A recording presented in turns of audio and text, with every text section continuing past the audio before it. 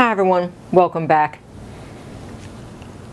I was thinking about how fortunate I am that I've only had 3 surgeries in my life, and only one other did I have to stay overnight. The first one was a stay overnight. I was 5 years old and I was getting my tonsils out. The second was my tubes tied when I was about 31, 32, I'm not quite sure.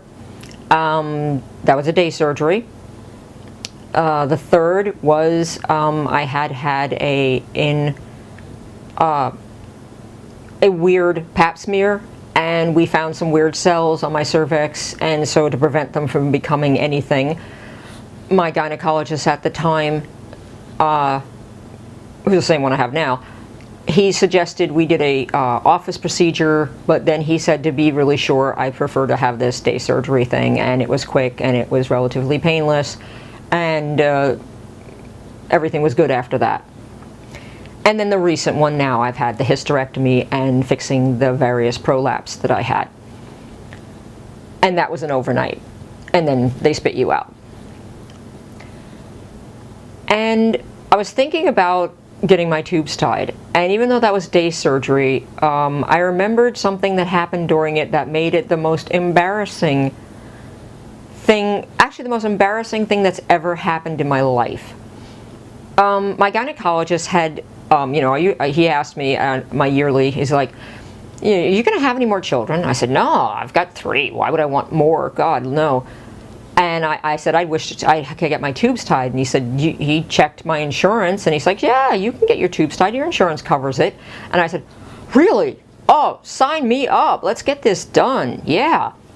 We would have had my husband get his tubes tied, but he had a history of prostate problems from some drug abuse that he had had when he was younger, long before we met. And because of that, the doctor, he did go for an initial thing, and the doctor said, because you have this history of this problem, and he was continually still having that problem, they decided getting his tubes snipped would increase his chances of more prostate problems than he already had. So we kind of ruled that out, and that's why we got around to having me fixed. This was back, like I said, I'm 55 now, so this is almost 25 years ago. Everything went fine. I got in the hospital. We were fine. They wheeled me into the operating theater. And when you get that surgery, anytime you're doing that kind of surgery, they put you on a table, and they kind of, well, at least back then, I don't know if they did it this time because I was out too quickly this time with the anesthesia, but what they do is, they put you on the table. My arms were out, crucified with tubes in this one to put the anesthesia in, and I don't know why the hell that one was out, but they were both, I was like this. And the table that I was on was tilted so that my feet were more elevated. So they get me all up. They hadn't put me under yet. We were just waiting for the doctor. And there's the anesthesiologist who I'm chatting with. There's like 2 nurses and some other person in there. And we're waiting, and we're waiting. And then it gets announced that there's been a problem, the doctor's going to be late. Now the doctor was my gynecologist. So we're waiting, and we're waiting. And half an hour has gone by. Like I said, and because, now I had emptied my bladder before I got into the operating theater. But because I'd been lying there so long, I didn't notice, and because of the tilt, I didn't notice that my bladder was filling up. So now we were about 45 minutes. The doctor was going to be late, 45 minutes, that we were new to this, so we were just waiting and waiting. I would say about 5 or 10 minutes before he actually got there, one of the nurses comes up to check me. She's like, how are you doing? I'm like, okay. She's like, apologize for this. I'm like, it's okay. And she's like, you don't have to go to the bathroom, do you? And I said, no, I'm good. But then thinking on it for about 5 minutes, I said, oh, wait a minute. I said, excuse me? And then the nurse turns to me. She's like, yeah. I said, I think I have to go to the bathroom. She's like, okay. Now, I couldn't get off the table that I was on. First, we had to have the anesthesiologist unstrap me from the board, because like I said, my arms are strapped out, crucifix style. She went and got me a bedpan, because I couldn't leave the operating, because I'd already been prepped. So I had to pee with 4 other people in the room. I can't tell you how difficult this was. What the anesthesiologist, who was male, he held up a sheet in front of me, so I had some kind of privacy. So I had a sheet. I'm going to use my blanket as an example here. He's got the sheet in front of me like this. He's holding it up. Now obviously he's real close enough to be holding it up. Even at arm's length, he's that close. He's holding it up. Here, give you some privacy, because, you know, I'm wearing the hospital gown, and of course it's open in the front. It's not in the back. They had me specifically put it open in the front because of the surgery. So he's holding this up so I have some kind of privacy, and thank God he's looking away. So he's like this.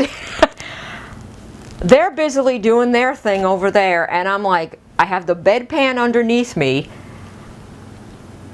and I'm trying to relax my muscles, because now that I'm sitting upright, oh yeah, my bladder was pretty full. I'm like, oh God, and I'm like, please, you've got to relax, you've got to drain your bladder, or it's going to be uncomfortable for when they actually do the surgery. And I don't know if anybody, unless you've had this surgery and you know the details of it, how they do, at least back then, how they did it. They with a woman, they'll put gas inside your belly to bloat it up, so they have plenty of room to move around in there, and they do a tiny incision through your belly button to go in there and snip and you know, cauterize everything. So I'm like, oh my God, there's people in the room, oh my God, I've got to pee, and I'm trying to like, let's just relax, let's try Lamaze, trying to calm down, to relax, to let those muscles relax so that, you know, the urine could come out. I had to admit, thank God they were kind enough, the nurses, that they didn't keep coming over like, are you okay, need help? And that would have made things 1,000 times worse. But finally, I relax and I hear the urine coming out. And now I'm doubly embarrassed, because now 4 people could possibly be hearing my urine going in the metal pan. I think it was a metal, it might have been, I think it was a metal pan. It might have been plastic. No, I think it was plastic. Still, it's making a sound, and I'm like, oh God. And this was back then, they didn't have music playing in the operating theater like they did recently on my newest surgery. They had music playing, which was cool. No music, so all you heard was just machines and my tinkling, because I wasn't obviously peeing very hard, because I was still like, oh my God. So yeah, that was my adventure. We finally I get out as much as I can. And I'm like, okay, I think I'm done. And the anesthesiologist was like, oh, okay. He's like, oh, okay. He's like, you sure? I'm like, yeah, I'm sure. And so, you know, the nurse, he calls the nurse, she comes over, they help me get the pan out from underneath me, because like I said, I'm still wired up and everything. I try to, you know, dry myself as best I can, because they're giving me like gauzy things, because they don't even have any tissues. They got, you know, surgical gauze and stuff. And I'm like, you know, lie me back down, tilt the table back up, wire me back up, strap my arms back down. And about 5 or 10 minutes later, my doctor comes in all suited up, and he's like, we're like, oh my God, thank God, because they were all getting kind of bitchy that he wasn't there, like, when is this going to go on? His poor woman. So that was my adventure of most embarrassing moment in my life of trying to pee. If you have a similar, any kind of other embarrassing moment, you can tell me about it down the thingy down below, or tell me, and if it's too embarrassing there, I have an email, I have a Facebook, you can private message me, all that stuff's down in the thingy, and that's it. I'm going to work on the next video, and we'll see you soon. Bye-bye. Please like, comment, and subscribe. Sorry. Please like, comment, and subscribe, and we'll see you soon. Bye-bye.